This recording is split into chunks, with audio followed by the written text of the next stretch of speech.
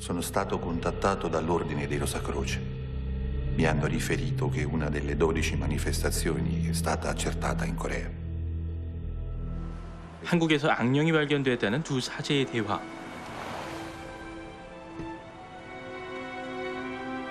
김범신 베드로 신부라고 신학교 시절부터 다들 소위 꼴통이라고.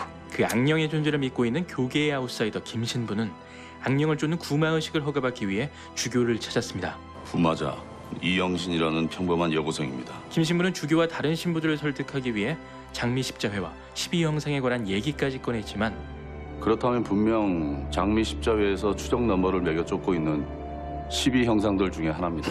돌아오는 건 비웃음뿐. 김신부는 다시 진지하게 간청하죠. 지금 한 아이가 고통받고 있습니다. 그냥 모른 척 하실 겁니까? 찬성도 반대도 아닌 애매모호한 주교의 허가로 구마의식을 진행하게 된 김신부. 모르겠고요. 다음 단계는 구마의식을 도울 보조사제를 찾는 일입니다. 구마예식 보조사제라. 보조사제는 구마사의 말을 번역해야 하기 때문에 라틴어, 독일어, 중국어에 능통해야 하고 민첩하고 용감하고 대범한 성격을 가져야 한다. 이런저런 조건을 내세워 고르는 척 해보지만 애초에 다른 후보는 언급조차 하지 않는 영화. 그렇게 거의 내정되다시피 한 보조사제는 7학년 최준호 아가토. 줄여서 최부재입니다. 보조사제로 돕고 있는 수사 한 명이 좀 사정이 생겼나 봐. 설마 제가 별거 아니야. 그냥 신부님 따라다니면 돼. 보조사제, 보조. 뭔가 음모를 꾸미고 있는 것 같아. 왜 제가 실제로 악역 있는 것처럼. 악역인 것 같아. 저분이야? 12형상이? 학장 신부의 제안을 덜컥 받은 최부재.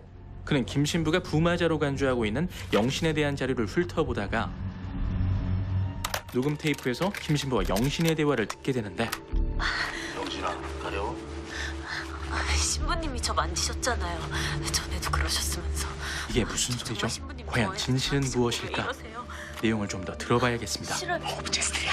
그런데 이번엔 다른 목소리가 들립니다. 무슨 뜻인지 해석해봤더니 도망가야 해. 몇 달 전 악령을 쫓기 위해 한국을 찾았던 장미 십자의 사제들. 여기서 그 의식을 했던 거예요, 그죠? 이들은 구마의식을 통해 돼지 안에 가둔 악령을 서둘러 옮기다가 그만 교통사고를 내고 그대로 달아났는데 그 차에 치였던 소녀가 바로 영신이었던 거죠. 그날 이후 영신에게서 이상 증세가 나타났던 겁니다. 한편 끔찍한 악몽에서 깨어난 최부재는 네가 나 좀 도와줘야겠다. 김신부의 호출을 받고 구마의식의 준비물부터 챙겼습니다. 아 이제 겨우 정들었는데. 프란치스코의 종이라고. 수도승들이 악귀가 들린 숲을 지날 때 그 종을 치면서 지나갔다고 하더군요. 악령을 봉인할 돼지와 악귀들이 두려워한다는 프란치스코의 종을 들고 김신부를 만나러 온 최부재. 최준호 부장입니다. 야, 그 돼지는 그 밖에다 좀 묶어놔라. 그 삼겹살집에 돼지를 데리고 양심도 없냐? 참고로 신부님들은 술 담배를 다 하세요. 그러니까 저는 놈들은 범죄자랑 비슷해. 자기 존재가 알려지면 깊숙이 숨어버려. 들키는 순간 반은 증거나 다름없거든. 김신부의 간단한 사전 설명이 끝나고 곧바로 서울 시내 한복판 영신의 집으로 향한 검은 사제들. 여기야? 영신의 집이 서울 시내 한복판인 것도 너무 좋은 거 같아요. 맞아. 그 명동 뒷골목이잖아요. 근데 사실 거기에는 명동성당이라는 상징적인 장소도 있고 서울의 딱 중심부에서 벌어지는데 맞아요. 되게 가까이에 있는 거예요.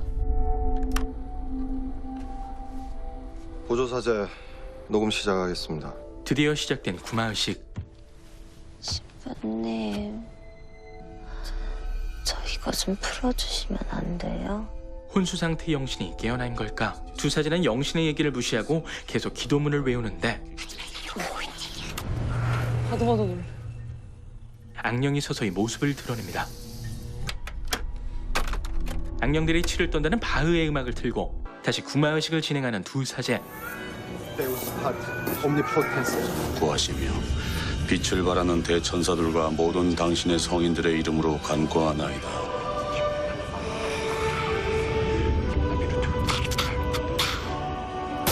반복된 기도 끝에 다시 모습을 드러낸 악령. 그런데 이번엔 다른 목소리로 다른 언어를 구사합니다. 너희들이 지키고 있는 가장 큰 놈은 누구냐? 웬마이어는 프로테제스.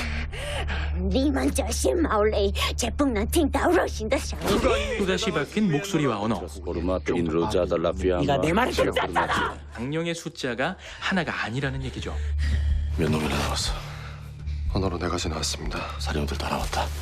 4번 선수. 어학원 출신 악령인 거죠. 파고다가 가까울 거예요, 저기 아마. 구마의식의 목적은 악령의 이름을 알아내 구마자의 몸에서 내쫓는 것. 이제 그 악령의 이름을 알아내야겠습니다.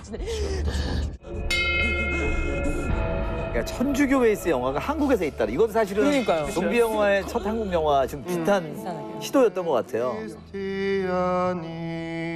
성부와 성자와 성령의 이름으로 명한다. 왜 여기에 온 것이냐?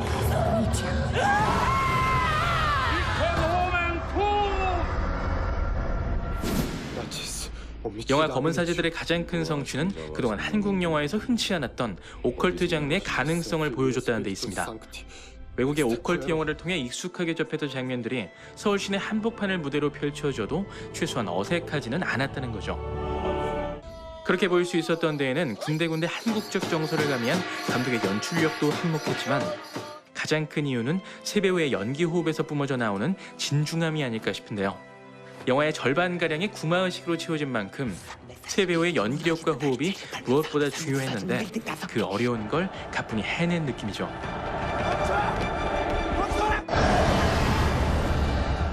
가능하다면 시리즈물로 제작돼도 좋을 것 같은 영화 검은 사제들이었습니다.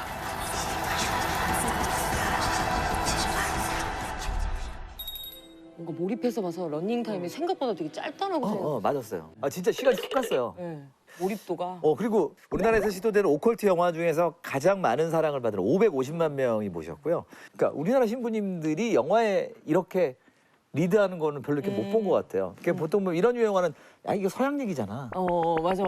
이게 오맨 뭐. 그렇죠. 아마 종신 씨하고 저의 나이 또래 사람들은 오맨. 오맨과 엑소시스트는 우리의 어린 시절을 잠식했던 진정한 악령이에요. 네. 그러니까 이를테면 오컬트물이 악마의 씨, 뭐 엑소시스트, 뭐 오맨, 뭐 되게 많아요. 오컬트 무비란 초자연적인 사건이나 악령, 악마 등을 주 소재로 다룬 영화를 말하는데 매니아층이 형성이 돼 있고. 그렇죠. 그 검은 사제들은 제가 보기엔 크게 두 가지 중에 하나가 있는 것 같아요. 하나 이쪽에는 뭐냐면 엑소시스트예요. 그러니까 아주 전형적이죠. 두 명의 신부. 네. 나이 든 신부와 젊은 신부가 있고 그다음에 지금 악령 때문에 고생하고 있는 소녀가 있죠. 그렇죠. 또 하나는 그 한국에서 엄청나게 인기를 끌었던 테마록이라는 소설이 있다고 생각을 해요. 테마. 그렇죠. 네, 대부분 테마록을 영화하거나 테마록의 영향을 받을 땐 그 신비로운 것을 영상으로 만드는 거에 집중을 해서 사실은 실패를 했다면 그런데 감독은 테마록에서 어떤 이야기 또는 소재의 어떤 영향을 받은 거예요. 한국의 전통적인 그 토속신앙, 무당이라든가 그 귀신을 쫓는 박신부가 있고 그다음에 천재 미소년 무당이 있잖아요. 맞아요. 그래서 이제 둘이 힘을 합쳐서 사건을 해결해가는 얘기인데 그것이 들어오고 이를테면 장미 십자회 같은 건 실제로 존재하지 않는데 되게 테마록에도 이제 그런 교황청 내에 악령을 그 심판하는 어떤 비밀 결사 단체가 있다 이런 것들을 가져오는 거죠. 그런 설정이 있어줘야 예, 또 영화가 그럼요. 스토리가 전개가 돼요. 그리고 이를테면 바흐의 음악 그 눈들하고 부르는 소리 있어는 사실은 테마록의 첫 번째 권에 아예 하나의 챕터로 돼 있는 소제목이에요. 네, 어떤 남자가 아침에 그 음악을 들으면서 눈이 떠 항상. 근데 뭐가 안 좋은 거야. 매번 무서운 꿈을 꾸는 거야. 뭐 이러는 챕터가 하나 있거든요. 근데 그것들을 가져옴으로 인해서 그 관객들에게 저것은 내가 처음 보는 한국의 엑소시스트인데 익숙한데 되게 땅에 척 붙이고 있는데 그러니까 빨리 영화에 몰입하게 만드는. 그렇죠. 예. 그런 힘이 있는 거고 그동안 국내에서 별다른 성과를 거두지 못했던 이 오컬트 장르. 장재현 감독께서 그중에서도 구마의식 이런 소재를 선택한 이유가 뭘까요? 일단은 되게 낯설기 때문에 재밌는 게 있죠. 왜냐하면 카톨릭의 구마의식 실제로 있습니다. 그 교황청에서 승인을 한 구마의식이 있어요. 2014년에 네. 로마 교황청 프란체스코 교황께서 구마의식을 공식으로 인정을 했다고 합니다. 최초로. 인정했습니다. 현재 국제 퇴마사 협회에는 30개국에서 사제 250명이 가입돼 있는데요. 사실 기독교도 있어요. 기독교도 뭐 안수 목사님이 귀신 쫓는다고. 근데 뭔가 이게 되게 그로테스크하기도 되게 오래된 하고 기법들도 있고. 그리고 되게 세련돼 보이고 이를테면 청담동에 있는 로마네스크 양식의 건물 같은 느낌이 있는 거야. 뜬금없이. 그러니까 사실은 되게 이상한데 한번 들어가 보고는 싶은 그런 힘이 있는 거고. 그리고 또 가톨릭 관계자와 무속인들을 만나서 자료 수집을 하셨다고 하네요, 감독님께서. 실제 존재하는 엑소시즘을 다룬 원서죠. 로만 예식서를 직접 읽으면서 사실을 바탕으로 영화적 상상력을 더해서 이 영화를 만들게 됐다고 합니다. 검은 사제들은 장재영 감독이 해외 오컬트 무비와 다르게 한국화하는 작업을 굉장히 많이 하셨대요. 저는 그 뭐 무속인 나오는 장면도 되게 좋았고요. 그래서 정화담 배우가 돼지 그거 하고 하는데 그 뒤에 이렇게 마이크 이렇게 하시고 하시잖아요. 그런 게 되게 좋았어요. 그런 것들이 한국적이고 되게 익숙하기도 하고 뭐 리얼하다, 되게 진짜 있을 법하다라는 느낌들을 되게 줬던 게 아닌가. 저는 그게 되게 인상 깊었어요. 저는 그 장면 있잖아요. 저는 살짝 지나갔는데 키 작은 무속인 여자분이 강동원 씨를 딱 바라보는데 힐끗 쳐다보면서 이렇게 갔는데 약간 뭔가 암시하는 듯한 느낌을 딱 준다라는 느낌을 받았어요. 그 장면이 바로 감독이 가장 좋아하는 장면이라고 하고. 정말. 역시. 그게 딱 보이더라고요. 이렇게 약간 인정하는 듯한 이 사람 보통 아니다. 그렇죠. 그러니까 뭐냐면 이게 어떤 그 환자가 지금 응급실에 있어. 근데 지금 심장 전문의랑 신경외과 전문의랑 둘이 이렇게 지나가면서 심장 잘 고치는데? 너 수술 잘 안 되면 뭐 이러면서 가는 느낌이 그런 게 되게 웃긴 것 같아요. 이게 무당을 그만두고 나갔다가 다시 돌아온 새끼 무당과의 만남은 최부재가 다시 돌아올 것을 암시하는 장면. 그래요. 그런 장면이었고. 저는 뭐 김윤석 씨와 강동원 씨의 조합을 보면서 버디 무비에 나오는 듯한 꿀조합이 아닌가 하는 생각이 들었거든요. 둘이 같이 있을 때 좀 안심되지 않아요? 네. 그런 거 있어. 뭔가 뭐라도 하겠지 약간 이런. 근데 사실 버디무비라고 할 수는 없고 왜냐하면 둘은 같이 나오긴 하지만 둘이 뭔가 어떤 무언가를 교류하며 진행하는 것이 아니라 사실은 역할이 되게 명백하기 때문에 이를테면 사제와 부제. 원래 엑소시스트가 뜻이 무당 아니에요? 맞아. 그래서 엑소시즘이 귀신을 쫓는 의식이잖아요. 그러니까 사실은 무당인 거고 검은 사제들임에도 불구하고 그 뭐랄까요? 우리나라의 전통적인 그 귀신을 쫓는 강신굿의 영향권을 훨씬 더 많이 받은 거죠. 네. 그 무당에는 두 종류가 있어요. 네. 배워서 하는 세습 무당과 신내림한 강신 무당 두 종류가 있는 거죠. 김윤석 씨는 세습무당에 해당되고요. 강동원 씨가 강신무당 해당된다고 합니다. 그 강동원 씨가 문제인 거죠. 그러니까 악령 입장에서 앞에 강동원이 있는데 신과 함께 이 세상에 가고 싶겠냐고 얘가. 거기 가봤자 뭐 딱히 좋은 것도 없고 너무 잘생겨서 강동원 배우가. 강동원 속으로 되게 들어가고 싶었을 거예요. 진짜. 나쁘지 않은데. 근데 또 이 영화 개봉 당시에는 이제 강동원 배우님께서 아무래도 이제 또 사제복. 옷빨이 또 너무 좋기 때문에. 멋있음 있지 않아? 사제복 입으면. 근데 강동원 씨가 늘 영화에서 입었던 그 옷이 그 검사회전에는 죄수복도 그랬고 또 군도에서도 한복도 그랬고 늘 그가 뭔가 의복을 입었을 때 그 미스터 유니폼. 미스터 유니폼. 미스터 유니폼. 상 유니폼. SNS에 이런 말이 있었대. 강동원 품에 안겨 있는 돼지의 귀가 되고 싶다. 그 정도로.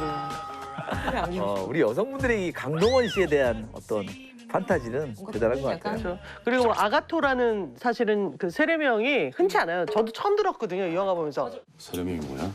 아가토입니다. 누가 준 거야? 제가 골랐어요. 남들 다 아는 거 싫어서.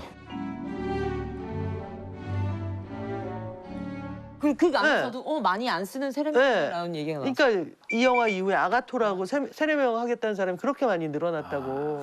그리고 박소담 씨 얘기는 이 영화 이후에 엄청 많이 나왔던 것 같아요. 자, 어떤 댓글 보니까 김윤석, 강동원 보러 갔다가 박소담 연기에 놀랐다. 이 영화를 하면서 레퍼런스를 하나도 안 봤대요. 일부러 따라할까 봐. 그래서 시나리오 읽고 상상력으로. 잘한 것 같아. 대단하다.